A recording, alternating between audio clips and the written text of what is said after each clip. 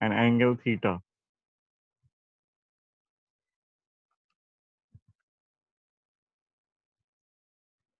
makes an angle theta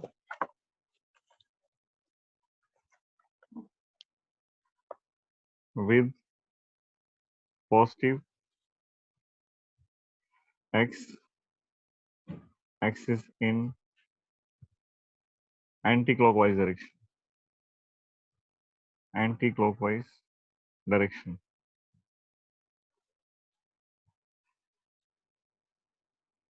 Then tangent theta is called slope.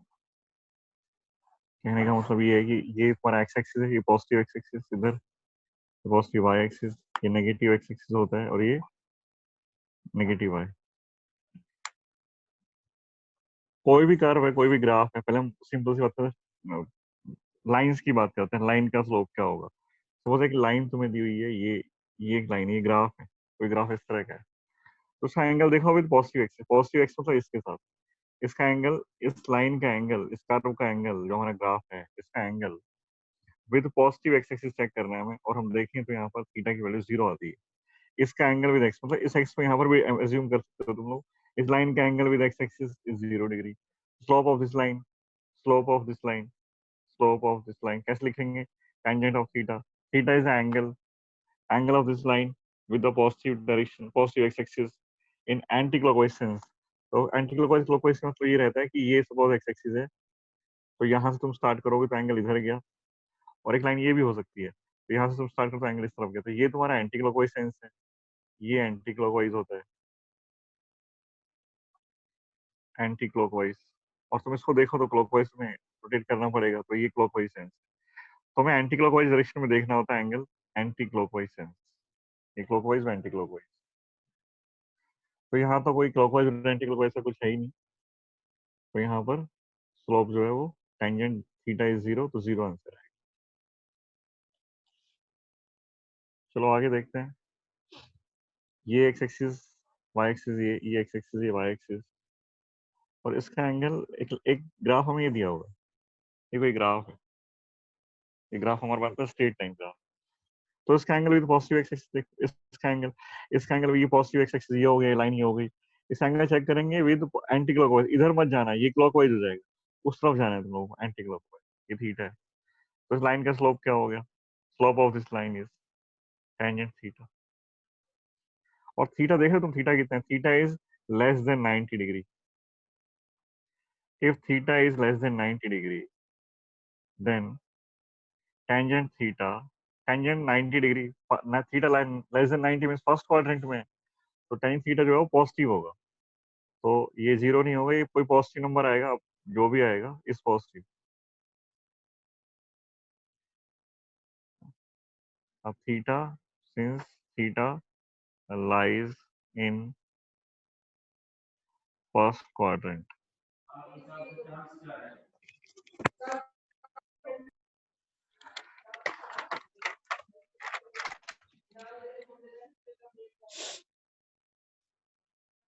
अगर ऐसा हो रहा है कि ग्राफ है और स्लो कर्व तुम्हारे ऐसे है, तो अब इस लाइन का एंगल, इस कर्व का एंगल विद पॉजिटिव एक्सिस देखोगे, तो पॉजिटिव एक्सिस इधर जा रहा है, इस साइड सारा एंगल देखना है तुम्हें, इस लाइन का एंगल चेक करना है, एंटी क्लॉकवाइज रोटेशन होना चाहिए तुम्हारा, तो ये थीटा प्राइम आ गया हमारा, इस लाइन का स्लोप क्या होगा, slope is tangent theta prime, और ये भी क्या आएगा, ये टेंजेंट थीटा, थीटा प्राइम यहाँ देख रहे हैं, theta prime is greater than 90 degree, theta prime is greater than 90 degree, तो टेंजेंट थीटा क्या होगा, tangent theta prime is negative, मतलब इसका स्लोप जो आएगा वो कोई नेगेटिव नंबर आएगा। अगर लाइन का angle with positive X axis greater than 90 degree है, तो स्लोप नेगेटिव होता है, स्लोप नेगेटिव होता है। माइक्रोफोन ऑफ करो, माइक्रोफोन ऑफ करो, किसका ऑन है, केस ये भी हो सकता है कि ये ग्राफ है और ये कोई कर्व है तुम्हारे, ये कर्व है, तो एंगल यहाँ पर जो एंगल है दैट थीटा इज 90 डिग्री, तो यहाँ स्लोप कितना आएगा, टेंजेंट 90, टेंजेंट 90 डिग्री, और that is infinity.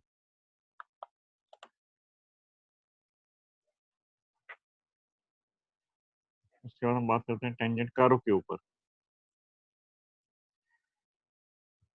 Tangent at curve. ये सपोज एक्स वाई एक्सिस है और ये कोई कर्व है, तो एक पॉइंट पॉइंट ले तीन चार, एक ये है, एक बी है, ऐसे पॉइंट है, ये सी है। तो इस पॉइंट पर, तो कर्व में, लाइन में पता है खास क्या बात क्या होती है, तुम लाइन में कहीं भी स्लोप देखो, यहाँ पर स्लोप चेक कर लो, यहाँ कर लो, यहाँ कर लो, यहाँ कर लो, स्लोप हर पॉइंट पर सेम आएगा, क्योंकि स्लोप का मतलब होता है जिस पॉइंट पर तुम्हें स्लोप चाहिए ना, उस पॉइंट पर एक टेंजेंट ड्रॉ कर लो, तो लाइन का स्लोप हर पॉइंट पर सेम रहता है। कर्व का स्लोप हर पॉइंट पर अलग अलग है, इसलिए मैंने बहुत सारे पॉइंट ड्रॉ कर लिए, वहां कहीं पॉइंट करने की जरूरत नहीं है। इस पूरी लाइन का स्लोप हर पॉइंट के लिए सेम है। तो पॉइंट का स्लोप चेंज, लाइन का स्लोप चेंज नहीं होता, जैसे तो लाइन चेंज ना हो रहा है खुद। कारों का स्लोप हर पॉइंट पर अलग अलग होता है, तो इसमें स्लोप तुम्हें यहाँ अलग मिलेगा, स्लोप यहाँ अलग मिलेगा, यहाँ अलग मिलेगा। तो यहाँ स्लोप कितना होगा, यहाँ एक टेंजेंट ड्रॉ करते हैं, एक टेंजेंट ड्रॉ करेंगे कर्व के ऊपर, ये टेंजेंट आया, फर्स्ट टेंजेंट सपोज ये है हमारा, ये टेंजेंट, यहाँ का टेंजेंट से दिया आएगा, यहाँ पर टेंजेंट, यहाँ का टेंजेंट दिया जाएगा, ये टेंजेंट है, ये टेंजेंट हो गया, ये एक टेंजेंट हो गया। तो इस पॉइंट पर, अब इस पॉइंट पर स्लोप अलग है, slope at A, slope at point है, slope at B,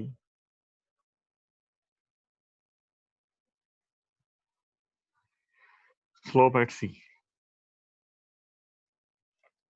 slope A पर कितना होगा, ए पर स्लोप कितना होगा, तो स्लोप ए पर, सो ए पर जो टेंजेंट ड्रॉ किया है ना, ये इस टेंजेंट, इसका एंगल देखो, अब इसका एंगल विद पॉजिटिव एक्सिस वो तुम्हें बताएगा, तो ये थीटा ए है।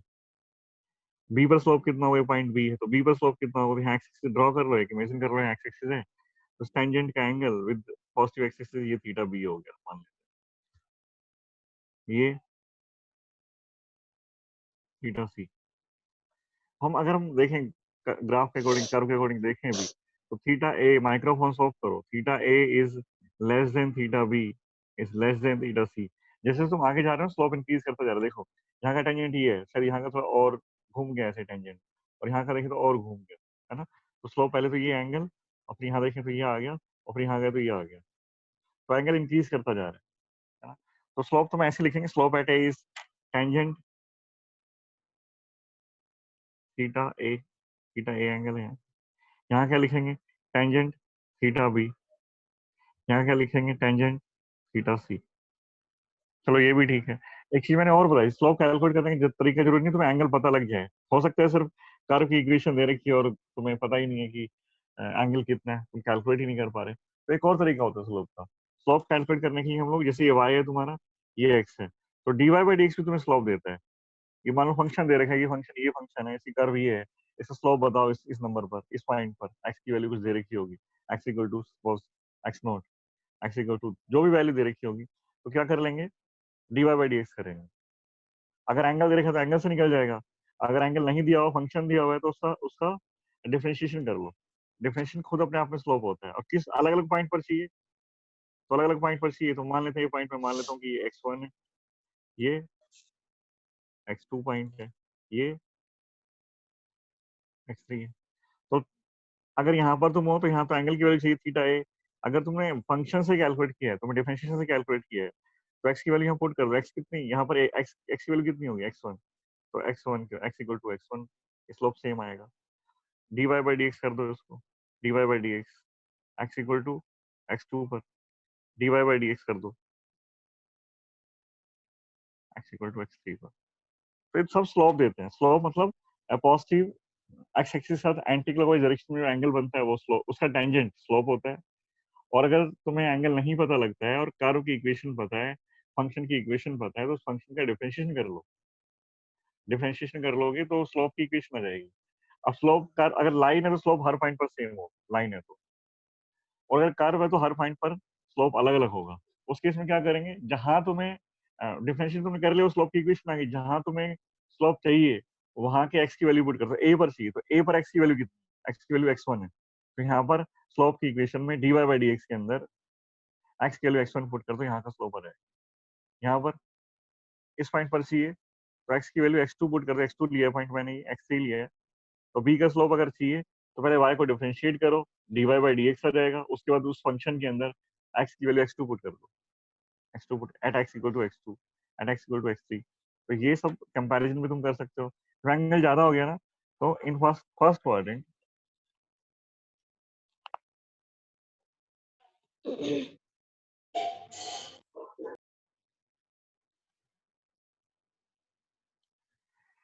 कंपैरिजन और लिख देता हूँ। कंपैरिजन तुम्हें कैसे करना है? Comparison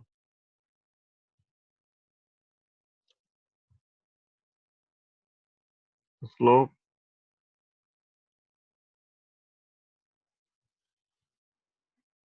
of a line will be greater for having larger value of theta। जहां पर थीटा की वैल्यू ज्यादा होगी, जहां थीटा की वैल्यू ज्यादा है वहां स्लोप ज्यादा होगा। हम देखें तो पॉइंट ए, पॉइंट बी और पॉइंट सी पर हम लोगों ने स्लोप कैलकुलेट किया। तो हमें हमने हमने ऑब्जर्व भी किया है कि theta A is less than theta B is less than theta C. तो जो रिलेशन इनके एंगल्स में है वही रिलेशन इनके स्लोप्स में भी होगा। तो tangent theta A is less than tangent theta B is less than tangent theta C. तो हम क्या लिखेंगे? Slope at A is less than slope at B is less than slope at C. तो ये जो हमने ये देखा है, हम स्लोप जो है हम लोग डिफरेंशिएशन से भी कैलकुलेट कर सकते हैं। डिफरेंशिएशन पर हमने काफी काम कर लिया है, इतना इनफ है हमारे लिए, मोर देन इनफ। अगर तुम्हें सब कुछ समझ में आया है तो इतना यूज भी नहीं होगा अभी। तो इसको हम लोग बोलते हैं स्लोप को हम बोलते हैं स्लोप स्लोप को बोलते हैं ज्योमेट्रिकल मीनिंग भी इसी को बोलते हैं। Geometrical meaning of differentiation slope बोला जाता है। ज्योमेट्रिकल मतलब क्या है इसका? तो उसको स्लोप बोलते हैं। Of differentiation geometrical meaning of differentiation इसको बोला जाता है। ऐसे ही हम लोगों ने इंटीग्रेशन पढ़ा, इंटीग्रेशन भी देख लेते हैं। और ये मतलब डिफरेंशियल इंटीग्रेशन का लास्ट चैप्टर है, इसके बाद मैं तुम्हें आगे पढ़ाऊंगा। हाँ, ये तो ट्रिग्नोमेट्री पढ़ाता हूँ एक दिन, या फिर ग्राफ स्टार्ट करता हूँ। ग्राफ कैसे प्लॉट करते हैं, ग्राफ का भी काफी इंपॉर्टेंट रोल है हमारे सब्जेक्ट के अंदर। और कोशिश करेंगे तुम्हें समझ में आए। 2 या 3 क्लास ग्राफ के ऊपर लगाएंगे। उसके बाद हम लोग चलेंगे वेक्टर्स में। वेक्टर्स एक इंपॉर्टेंट चैप्टर है फिजिक्स के लिए, और फिजिक्स में खुद में भी चैप्टर दिया हुआ है बुक के अंदर। ये सब तो नहीं है बुक में फिजिक्स की, पर जो वेक्टर पढ़ाएंगे वो फिजिक्स की बुक में दिया हुआ है, वो हमारे सिलेबस का पार्ट भी है। हालांकि वो मैथ्स है वो भी, पर वो फिजिक्स के सिलेबस में इंक्लूड किया हुआ है उसको। तो अभी हम लोग ये तो हमने देखा, चले एक दो क्वेश्चन देखते हैं इसके ऊपर, उसके बाद फिर हम चलेंगे ज्योमेट्रिकल मीनिंग ऑफ इंटीग्रेशन के ऊपर।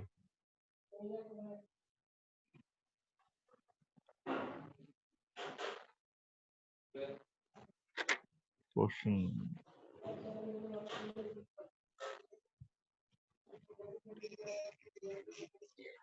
क्वेश्चन तो देंगे देखिए ज्यादा इसके ऊपर। चलो मैं तो आगे बढ़ाता हूँ। Geometrical meaning of definite integration. Geometrical meaning of definite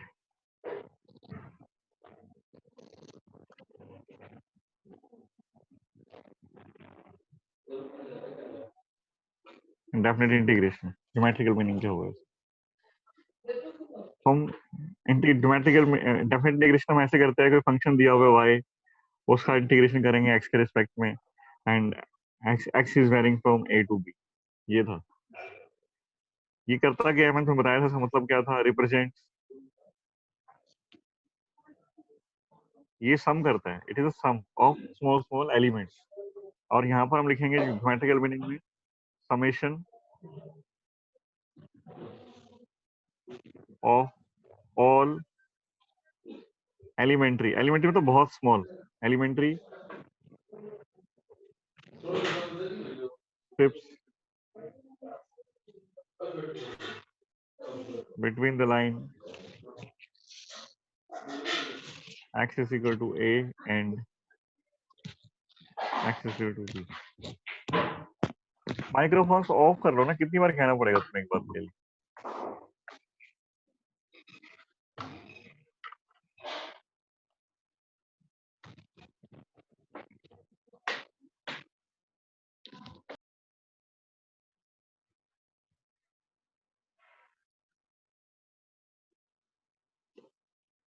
हाँ जी, तो क्या ये वाई डी एक्स है ना, वाई फंक्शन है, वाई फंक्शन ऑफ एक्स ऐसे कुछ रहता है। तो ये एक्स है, ये वाई। मैंने वाई ड्रॉ कर लिया, वाई फंक्शन ऑफ एक्स है ना, तो वाई मैंने ड्रॉ कर लिया, तो ये वाई मैंने ड्रॉ किया, तो वाई को सपोज ये बन गया। और यहाँ से कहाँ तक ड्रॉ करना है, ये ए से बी तक, तो ये ए है और ये बी है। इंटीग्रेशन का मतलब क्या है? ये तुम्हारा वाई जो है ना, ये वाई है, Y is function of X, this Y is function of X. फिर तो एफ एक्स है, एफ एक्स को डीएक्स से मल्टीप्लाई किया, डीएक्स क्या है, ये यहाँ पर एक्स की वैल्यू ए है, तो डीएक्स स्मॉल स्मॉल पार्ट है, यहाँ का एक स्मॉल एलिमेंट डीएक्स, यहाँ का एक स्मॉल एलिमेंट डीएक्स, ये डीएक्स छोटे छोटे डीएक्स होंगे ऐसे ऐसे, ये डीएक्स है। अगर मैं देखूं तो ये यहाँ पर एक्स की वैल्यू जो भी है, तो डीएक्स एक स्मॉल एलिमेंट ये है, और यहाँ पर इस एक्स के लिए वाई की वैल्यू ये है, ये वाई है, ये वाई हो गया। और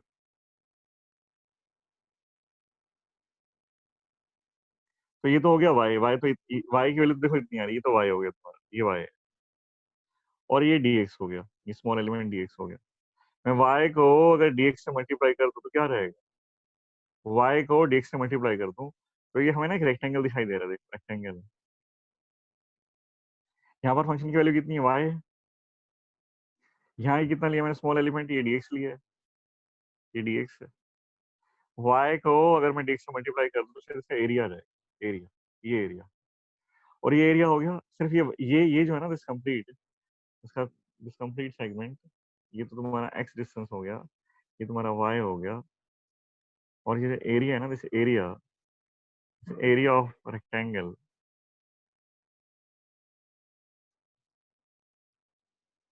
is equal to Y D X. Actually में ये वाई डीएक्स जो लिखा हुआ है ना, ये एलिमेंट्री स्ट्रिप, स्ट्रिप इसी को बोला कि एलिमेंट्री स्ट्रिप्स, देखो ये लिखा हुआ है। एलिमेंट्री मतलब बहुत स्मॉल, और स्ट्रिप मतलब इसकी थिकनेस बहुत कम है, और स्ट्रिप टाइप है ये, इसको रेक्टेंगल भी बोल सकते हैं। तो ये हो गया वाई डीएक्स, इसे एरिया आ गया। अब मैंने कहा था अब उसका इंटीग्रेशन कर लो, मैंने कहा था इंटीग्रेशन का मतलब होता है ऐड करना। तो ऐसे ऐसे बहुत सारे रेक्टेंगल बन जाएंगे इसमें, तो एक रेक्टेंगल यहाँ भी बनता होगा, बहुत डिफरेंट वैल्यू ऑफ वाई, एक रेक्टेंगल यहाँ भी बनता होगा, ऐसे तो बहुत सारे बनेंगे। इनफाइनाइट शायद ट्रायंगल्स, ऐसे रेक्टेंगल्स तुम बना सकते हो, इनफाइनाइट स्ट्रिप्स तुम बना सकते हो, कि डिक्स डिक्स की वैल्यू बहुत कम होती है, डिक्स वेरी क्लोज टू जीरो, 0.00000020 की जीरो लगानी, लगा लो, उसके बाद मन लगा दो, इतना स्मॉल होता है ये। तो उन सबको ऐड कर लेंगे। इन सबको ऐड करने का तरीका क्या है, अगर मैं ऐसे ऐसे सारे स्ट्रिप्स का सम कर दूं, तो शायद ये पूरा एरिया आ जाएगा मेरे पास, पूरा एरिया आ जाएगा। भाई वाई डी एक्स तो एक स्ट्रिप का एरिया हो गया, इंटीग्रेशन किया सबका सम हो गया, सारे स्ट्रिप्स का सम आ गया इंटीग्रेशन करने से। कहाँ से कहाँ तक का सम किया, ए से बी तक सम किया, ए से बी तक सम किया, तो क्या आ गया फिर ये, फिर क्या आ गया, पूरा एरिया आ गया, area under the curve. Definite integration का मतलब होता है एरिया अंडर दिस कर्व, ये कर्व दे रखी है, इसके नीचे जो भी एरिया आएगा ना, एक्स एक्सिस और Y equals to F X में जो इनक्लोज होगा ना area, that is geometrical meaning of definite integration. उसको ऐसे लिख सकते हैं, इन अदर वर्ड्स, उसको ये भी लिख सकते हैं ना हम लोग, in other words integration x equal to a to x equal to b, y dx represents the total area under the curve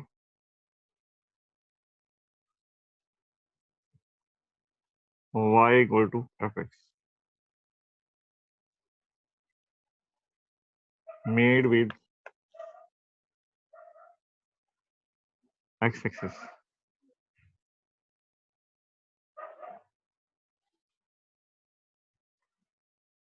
between x equal to a to x equal to b।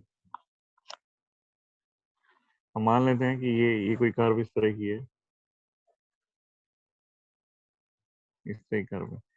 तो इस curve के बीच में और x axis के बीच में, x axis ये है, इस कर्व के बीच में और एक्स एक्सिस के बीच में मान लेते हैं ये एक्स इक्वल टू ए, यहाँ से तो फंक्शन स्टार्ट करना है हम लोगों को और यहाँ टर्मिनेट करने हैं एक्स इक्वल टू बी पर। तो इस कर्व के बीच में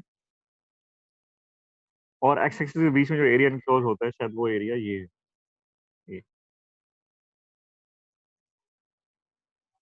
ये तुम्हारा पॉजिटिव एरिया आएगा, पॉजिटिव वैल्यू आएगी, ये वैल्यू नेगेटिव आएगी, क्योंकि नेगेटिव यहाँ पर y की वैल्यू नेगेटिव हो जाती है, यहाँ पॉजिटिव आए, ये पॉजिटिव आए रहता है तुम्हारा, ये नेगेटिव आए।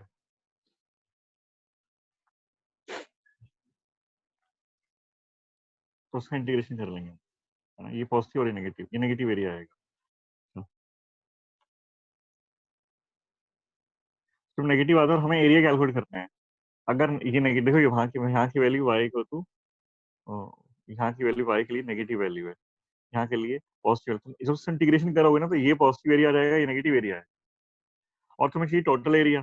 तो एरिया जो है ना पॉजिटिव नेगेटिव नहीं हो सकता, वैसे केस में क्या करेंगे हम लोग, इसकी नेगेटिव साइन को इग्नोर कर देते हैं।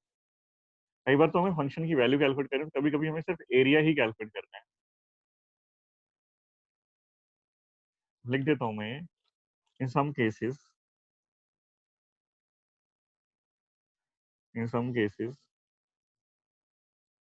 The graph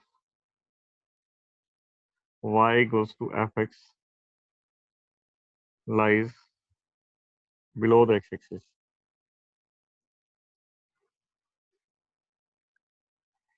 and in that case y becomes, y क्या हो जाएगा, y becomes negative. But area तो नेगेटिव नहीं होता ना, एरिया तो रेक्टेंगल का एरिया नेगेटिव पॉजिटिव क्या होगा, तो area must be always positive ना, but area must always positive.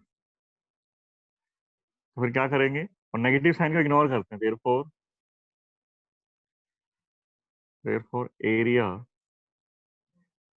Is given by, तो फिर एरिया क्या होगा। तो अभी तो हम लोगों ने कैलकुलेट किया कि वाई डी एक्स हमें चाहिए एक्स इक्वल टू ए से लेके एक्स इक्वल टू बी तक। अब कभी ऐसा हो रहा है कि एस का फंक्शन है कि वाई की वैल्यू नेगेटिव हो रही है, तो ऐसे केस में क्या करेंगे, हम ब्रेक करते हैं इंटीग्रेशन, इस पॉइंट पर ब्रेक करेंगे जहां पर वाई की वैल्यू पॉजिटिव से नेगेटिव हो रही है, वही पॉइंट ये है, इसकी तरह वाई की वैल्यू पॉजिटिव है, उसके राइट साइड में वाई की वैल्यू नेगेटिव हो जाएगी, तो ये पॉइंट हमने ढूंढ लिया।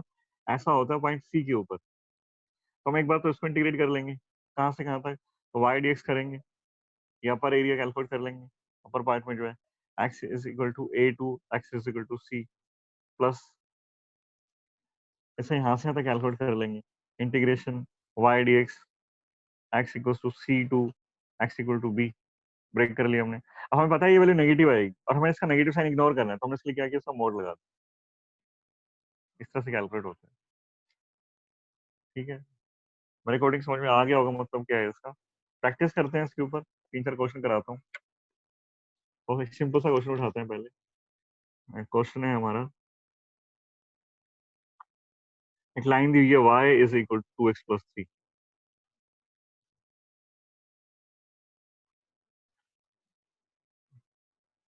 कैलकुलेट करना है area under the straight line, under the straight line y equal to X plus three,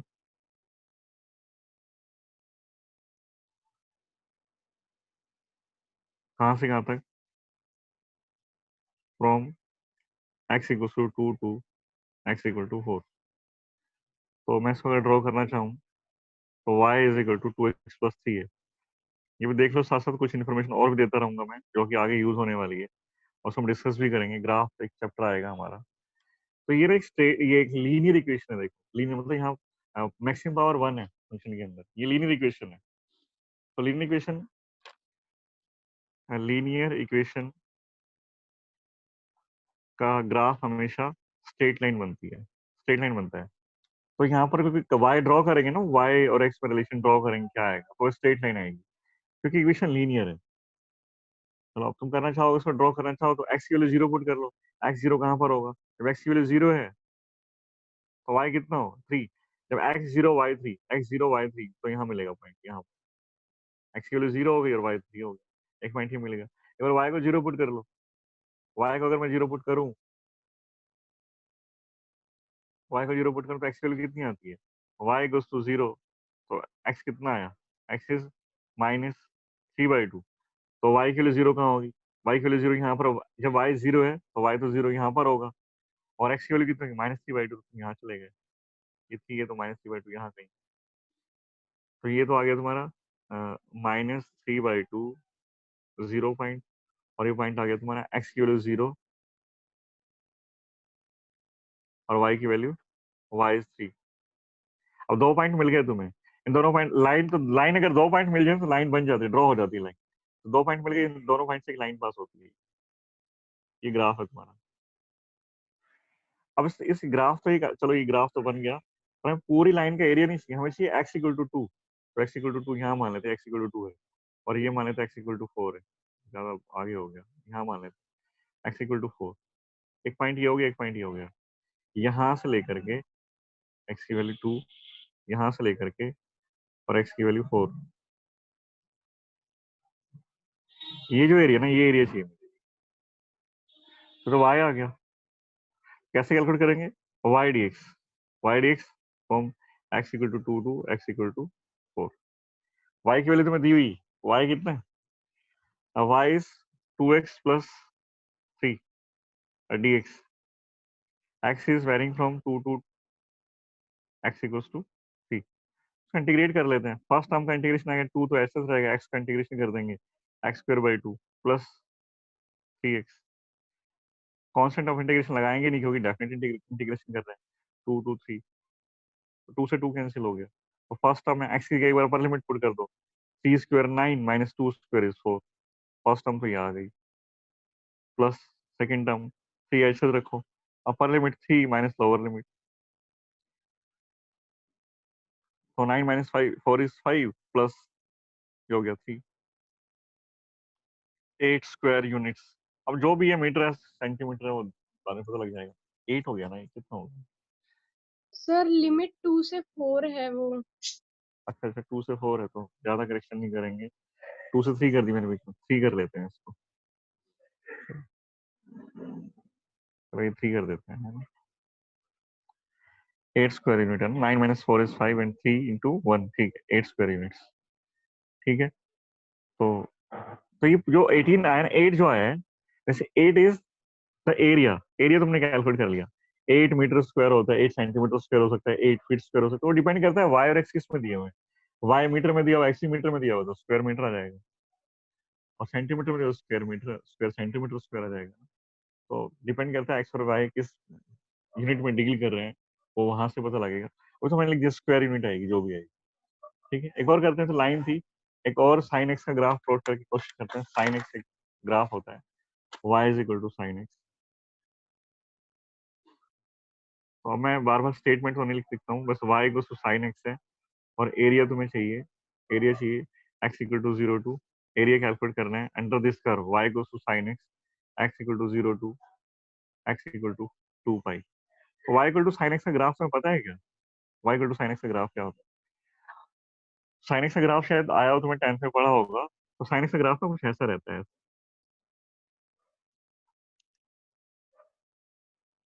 ऐसा ग्राफ रहता है, ये 0 है, यहाँ पर एंगल π/2 है, यहाँ पर पाई, यहाँ पर 3π/2, यहाँ पर 2 पाई, मतलब यहाँ से 0 से 2 पाई, यहाँ से लेकर के यहाँ तक का ग्राफ चाहिए।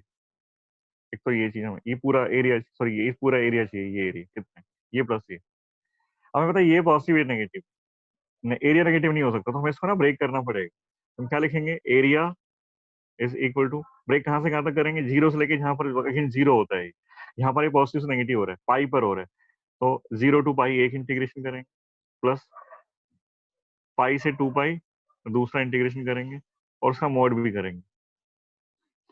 लिमिट लगाई अभी तक मैंने, 0 से पाई पॉजिटिव एरिया है, पाई से 2 पाई नेगेटिव एरिया है, यहाँ पर लिखेंगे साइन एक्स dx का फंक्शन है, साइन एक्स dx, ठीक है ना। अब कैलकुलेट कर लेते हैं इसको, area is equal to sine X का integration, integration of sine X this is minus cos X, minus cos X, और फिर sine X D X, sine X D X, और एक्स का डिफरेंशिएट करते हैं, उसे डिवाइड करते हैं। कल कोई बच्चा पूछ रहा था मुझसे, तो जो यहाँ नंबर होता है ना, ये नंबर होता है, जो एंगल जो होता है, एक बार फंक्शन करते हैं, साइन एक्स का कोस एक्स हो गया, साइन थ्री एक्स का कोस थ्री एक्स होता, उसके बाद इसके एंगल का करते हैं, एंगल का डिफरेंशिएशन करते हैं, तो थ्री एक्स का डिफरेंशिएशन थ्री आता तो उसे डिवाइड कर देते हैं।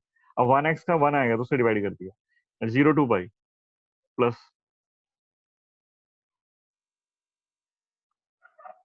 मोड ऑफ इसका इंटीग्रेशन भी वही आएगा, minus cos x pi to two pi mod area is equal to, तो माइनस बाहर लेते हैं, माइनस बाहर आ जाएगा तो अपर लिमिट पुट कर देंगे, एक्स की जगह अपर लिमिट तो कोस पाई माइनस एक्स की जगह lower limit cos zero plus, यहाँ भी माइनस बाहर लगा लेता हूँ, कोस एक्स की जगह upper limit two pi minus cos lower limit cos pi बस पूरे का मोड। कोस पाई होता है माइनस वन, कोस पाई मैं लिख देता हूँ सारी वैल्यू, कोस जीरो यहाँ लिख, कोस जीरो डिग्री वन होता है, cos pi minus one, cos two pi again plus one, सारी वैल्यूज जरूरत है, cos pi minus one minus cos zero one plus cos 2 pi is again 1 minus cos pi minus 1,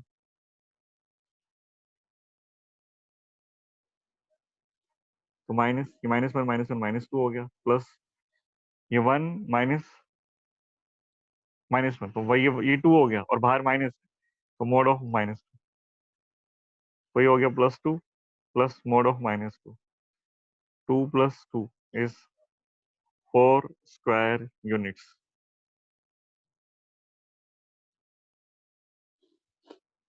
और देखिए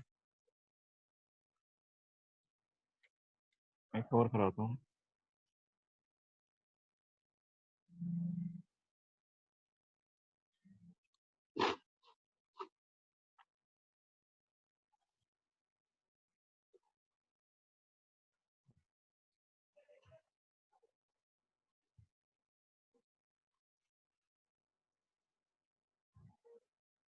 find the integration question है तुम्हारा, find the integration area, find area calculate area, तुम्हें calculate करना है,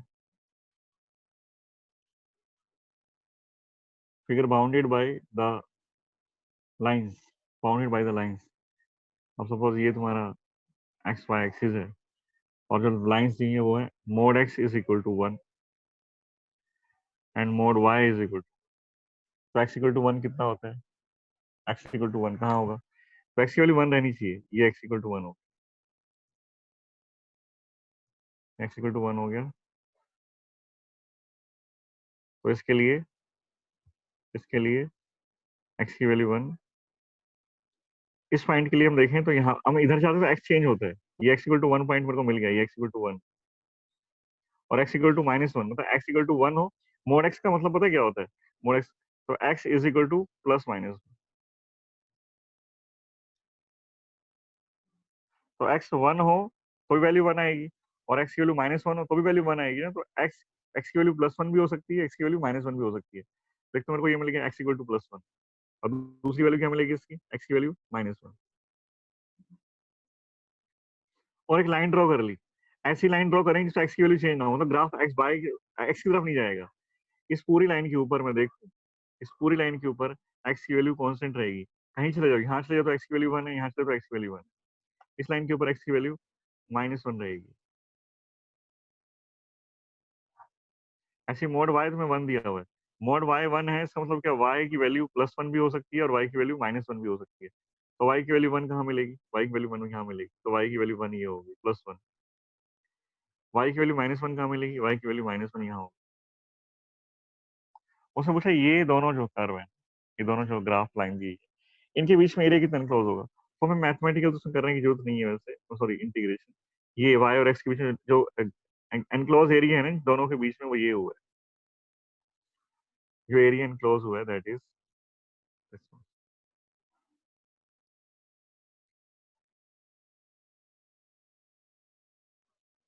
ठीक है ना। तो वैसे हम लिखना चाहें तो ये एरिया हो गया, और मैं कैलकुलेट करना चाहूँ तो एक स्क्वायर बन गया, ये तो स्क्वायर ऑफ साइड 2, ये 2 साइड है, ये भी 2 है, 1 ये और 1 ये। अब मुझे एरिया चाहिए तो पॉजिटिव नेगेटिव का मतलब ही नहीं, एरिया अगर चाहिए तो पॉजिटिव नेगेटिव का मतलब ही नहीं। वैसे केस में क्या करेंगे,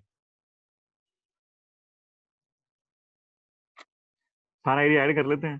तो वैसे तो ये दो लाइन जो दी हुई है, दोनों लाइन मिलकर के एक स्क्वायर फॉर्म करती है, तो स्क्वायर फॉर्म करते हमें पता है स्क्वायर का एरिया क्या होगा, 4 स्क्वायर यूनिट। तो 4 इसका आंसर आएगा, answer will be 4 square unit. अब बात ये आती है हमें कैलकुलेट करना है डेफिनेट इंटीग्रेशन यूज करके। तो डेफिनेट इंटीग्रेशन कहता है कि y जो होगा y dx, कहाँ से कहाँ तक चेंज करोगे तुम, और y dx इसका इंटीग्रेशन कर लो। और हमें पता है कि y की वैल्यू नेगेटिव भी हो रही है, y की वैल्यू पॉजिटिव भी है, तो y की वैल्यू नेगेटिव कब है, देखो y की वैल्यू नेगेटिव कब है। तो एक बार तो y dx हम कर लेंगे, x की वैल्यू,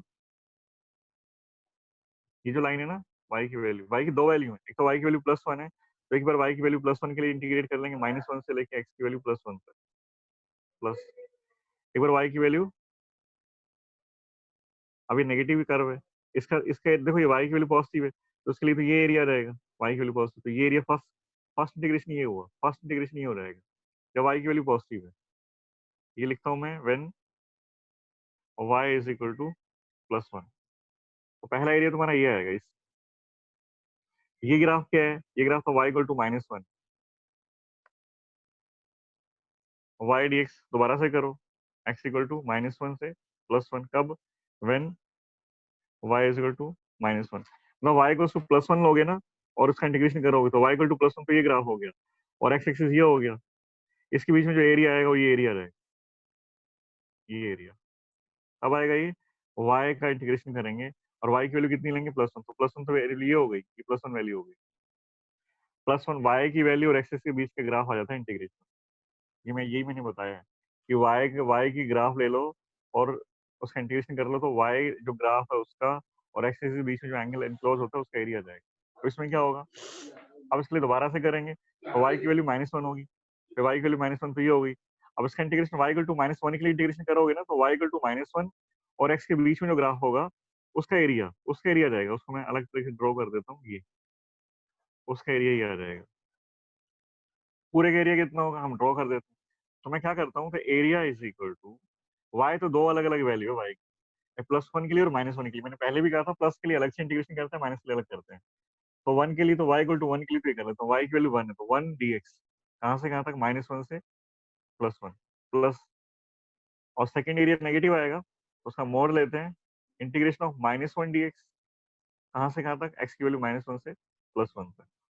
ये तुम्हारा इंटीग्रेशन हो। और क्या करेंगे देखो इसमें, अब जो y इक्वल टू 1 है, y इक्वल टू 1 ये लाइन है, और x एक्सिस ये है, इसके बीच का एरिया आएगा ये, this is the area enclosed between y goes to +1 and and and x axis। और ये क्या है, area enclosed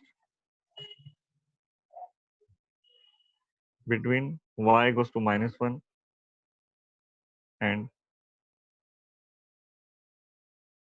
x axis।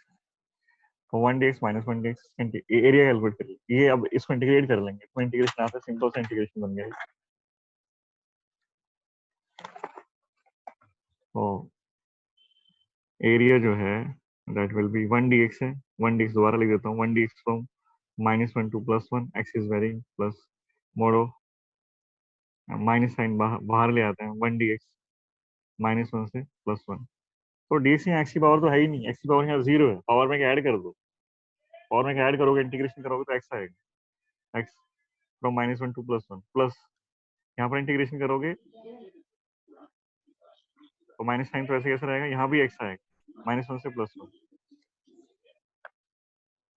x की value 1 -1 upper limit minus lower limit plus mod, negative sign है ही यहाँ पर, upper limit 1 minus lower limit -1,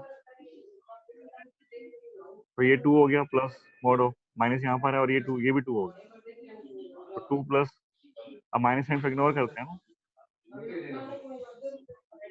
square phone क्यों ऑन कर रहे थे तुम लोग? क्या जरूरत पड़ती है तुम लोगों को स्क्वायर माइक्रोफोन ऑन करने की? अच्छा, डेफिनेट इंटीग्रेशन में 4 क्वेश्चन है, तो 4 में से पहला क्वेश्चन मैंने तुम्हें करवा दिया, तुम्हें थोड़ा सा अजीब लगता है देखने में, मोड ऑफ सर ने बताया ऐसे टाइप का। 3 क्वेश्चन बचते हैं अभी, वो मैं तुम्हें अभी सेंड कर देता हूँ। आप उसमें 4 क्वेश्चन करके प्रैक्टिस करके भेजना है। इसके अलावा और इंटीग्रेशन करने की जरूरत नहीं है हमें, हमने काफी पढ़ लिया।